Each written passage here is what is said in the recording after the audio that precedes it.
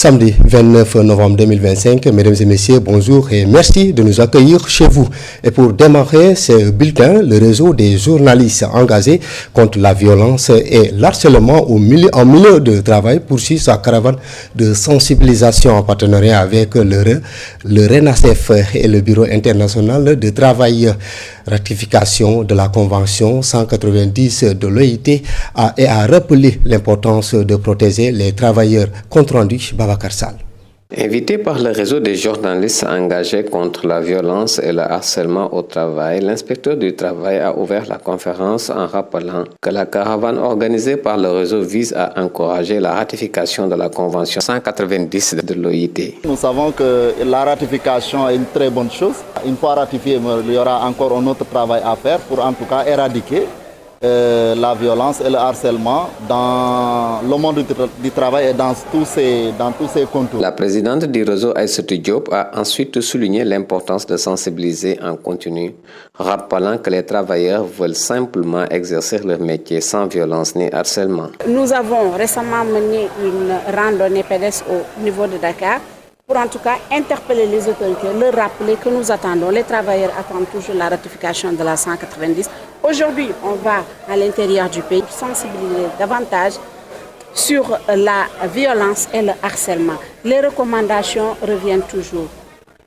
Les travailleurs demandent à être protégés. Ils ne veulent que travailler, exercer leur métier sans être violentés, sans être harcelés. De retour dans les échanges, l'inspecteur Diallo a insisté sur la nécessité de former les acteurs et de mieux prendre en charge les travailleurs handicapés pour renforcer la prévention. Oui, il faut former tout le monde. Je pense qu'il faut non seulement former les agents qui vont intervenir pour en tout cas prévenir la violence et le harcèlement, qu'ils soient inspecteurs du travail ou en tout cas qu'il s'agisse d'autres agents dans l'administration du travail. Une initiative qui illustre le rôle déterminant du réseau, dont l'engagement sur le terrain permet de porter la voix des travailleurs et de faire avancer concrètement la lutte contre la violence et le harcèlement.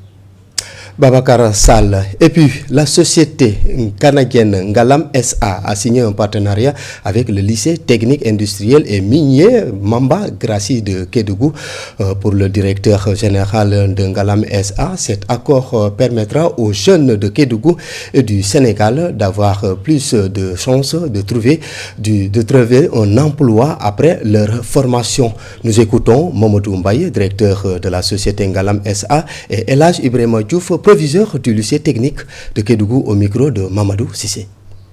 D'avoir accès à l'expertise des formateurs du lycée, d'avoir accès aussi demain à des candidats, des apprenants, des stagiaires, des étudiants formés aux différents métiers techniques dont nous avons besoin sur le site. Et ces métiers techniques ont beaucoup d'importance aujourd'hui. La machine ne remplacera jamais la personne pour ces activités-là. En termes d'insertion, je pense qu'on appuie le lycée dans le cadre de son activité d'augmentation de la professionnalisation et de l'insertion professionnelle des jeunes de la région et puis des jeunes du Sénégal, comme on l'a mentionné, parce que les apprenants viennent d'un petit peu partout dans le pays. Et puis on participe aussi à créer des opportunités d'emploi à ces étudiants issus de l'institution. L'entreprise Ngalam nous redonne espoir par rapport à notre mission, la mission du lycée technique qui est de former et ensuite d'accompagner à l'insertion de nos sorties dans les différents... mieux former nos élèves et étudiants. Donc je pense que l'entreprise Ngalam viendra apporter ses services pour le lycée technique. Et après ces formations aussi, permettre à nos jeunes de pouvoir s'insérer dans le monde de l'entreprise. Ce sont des formations sur site que nous organisons au sein même de l'entreprise. Il y a ces deux formats-là, soit la formation se déroule au sein de l'entreprise, donc ce sont nos équipes qui vont se déplacer sur place pour dérouler ces formations avec les équipements qui sont sur place. À Diourbel, 100 jeunes bénéficiaires du projet AgriJeunes viennent de franchir une nouvelle étape dans leur parcours entrepreneurial. Après plusieurs sessions de formation, ils ont reçu leurs attestations et 6 d'entre eux ont même été distingués. Les détails, Malek Ning. Après 3 sessions de formation, les 100 jeunes financiers dans le cadre du projet AgriJeunes ont reçu leurs attestations de fin de formation. Aujourd'hui, l'atelier d'aujourd'hui consiste à faire la journée de synthèse des formations des 100 jeunes financés par AgriJeunes. 27 jeunes formés sur l'aviculture et 73 jeunes formés sur l'embauche bovine. Et c'est aujourd'hui, la journée d'aujourd'hui a donné des attestations et a primé les meilleurs parmi les 100. Parmi eux, 6 ont été primés. Au niveau de l'aviculture, nous avons primé 3 bénéficiaires choisis par les animateurs qui travaillent sur le terrain et 3 aussi sur l'embauche bovine, l'activité embauche bovine, choisie toujours par les animateurs. Les bénéficiaires se disent satisfaits. Encore. Nous remercions vivement le partenaire. En plus des financements, ils nous ont formés dans nos différentes activités. D'après formation, jël nañ fi xam-xam boo xamante ne moom la ñu mën a yoree suñuy jur. Nous les jeunes devons faire preuve de notre maturité, prendre soin de ces financements, travailler sérieusement et rester chez nous pour développer nos localités.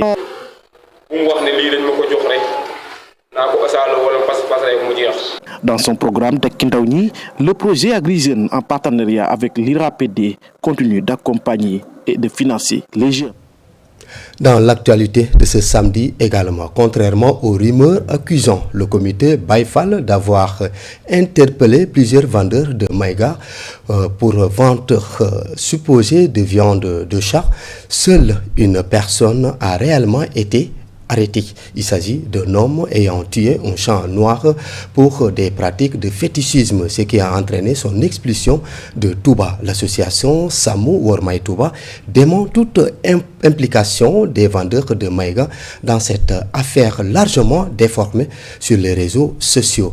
Serigne Badafal, porte-parole de l'association, était au micro de Falondong.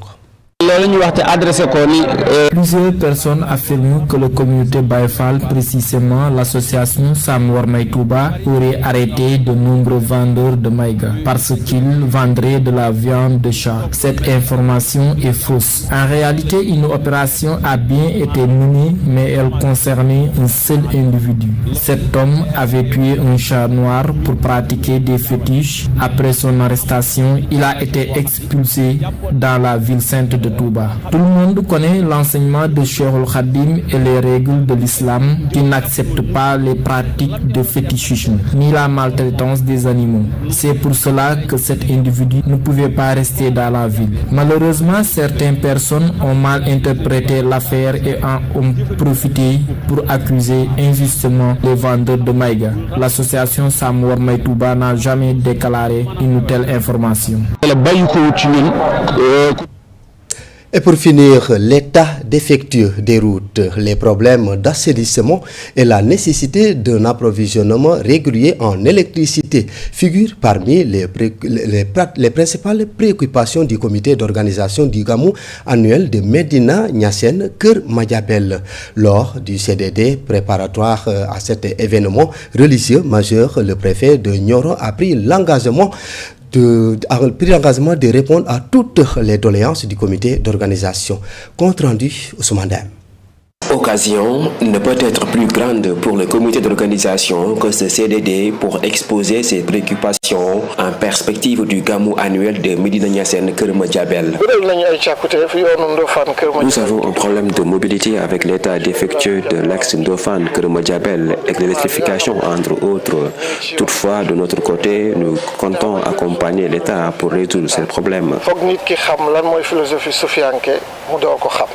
Assumant son rôle de représentant de l'exécutif dans le département de Nioro, le préfet s'engage à donner à cet événement religieux un cachet particulier. Cet aspect également, la couverture de l'événement sera effective. les sapeurs-pompiers de Kaolack viendront en renfort pour couvrir l'événement. Mais également sur cet aspect aussi, les axes seront pris en compte avec un prépositionnement d'ambulance pour gérer aussi la sécurité sur la route. Donc tout ça sera effectif. De quoi satisfaire le comité d'organisation de ce Gamou?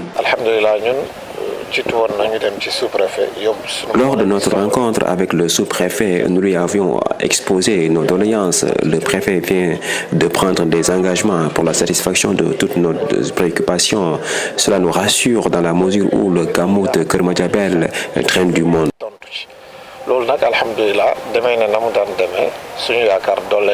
Chaque année, le Gamou de Médina Niassène, Keur Madiabel, draine des centaines de pèlerins qui viennent de partout. C'est la raison pour laquelle l'État met les bouchées doubles pour accompagner le comité d'organisation. Ousmane Dem, fin de ce bulletin d'information sur RTC. Mesdames et messieurs, merci de nous avoir suivis. Restez avec nous, l'info continue sur iracsénégal.sn. Au revoir.